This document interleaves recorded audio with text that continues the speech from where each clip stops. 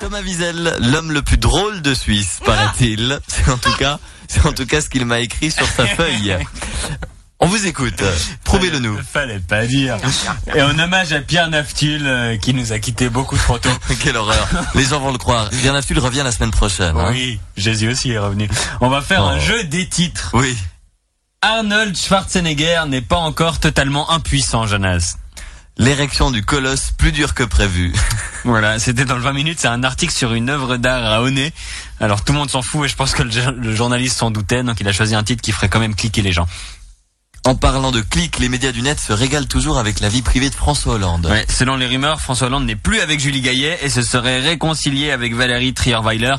Comme quoi, il n'y a pas que dans les sondages qui baissent. À ce rythme-là, dans 2 mois, il est de nouveau avec Ségolène.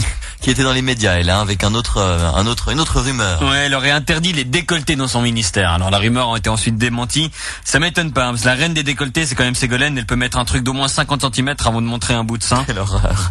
Le sprinter Usain Bolt est triste. Il s'est fait voler une paire de chaussures dédicacées à l'aéroport. C'est salaud, en plus, il avait pris ses précautions comme un gosse qui part en compte ski, il avait écrit son nom dessus. Puis on en parlait hier, le joueur allemand Kevin Grosskreutz est accusé d'avoir lancé son kebab au visage d'un supporter adverse qui le narguait. Ouais, le fan a porté plainte. Pourtant, c'est pas de la violence, c'est de la générosité. Je crois qu'en termes de kebab, Grosskreutz, il a assez d'honneur. C'est assez drôle. Oui, oui. Je vais arrêter de faire des kebab, c'est ça? Oui, c'est exactement. Merci d'expliquer. Non, je vais arrêter de faire des... ça Oui, je suis assez fier. Ouais, c'est ma meilleure vanne de la semaine. Non, je vais arrêter de faire des vannes pourries, Jonas, parce que sinon, je vais me faire virer. Je vais devoir aller bosser chez Rouge. Bon, il paraît que c'est le meilleur moyen pour devenir directeur commercial de LFM dans 2 ans.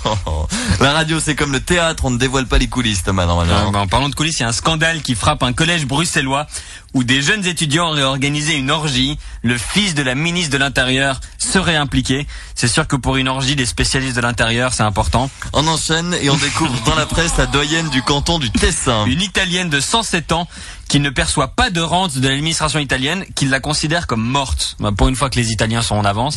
En Italie, justement, fait divers. Un père célibataire italien a abandonné ses 2 filles dans un resto-route, mais c'était sans compter sur l'ingéniosité des filles qui avaient semé des petits cailloux le long de l'autoroute, ce qui leur a permis de retracer leur chemin et de se faire écraser par des camions, parce qu'il faut être con pour marcher sur l'autoroute, Jonas. Et pour sensibiliser les gens aux déchets sauvages, la ville de Lausanne va dévoiler des poubelles interactives. Qui on en remercie... a une dans le petit chêne. C'est vrai? Oui. J'ai pas vu encore. Il paraît qu'elle remercie, qu'elle se lèche les babines et qu'elle rote quand on y jette quelque chose.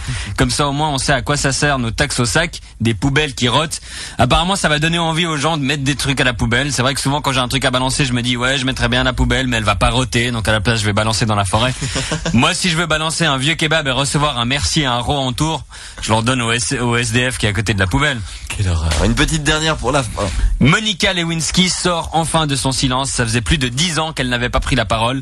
C'est normal, on parle pas la bouche pleine. Et bien ça, c'est élégant. Merci Thomas Wiesel. Belle journée sur LFM. Jessie J qui arrive avec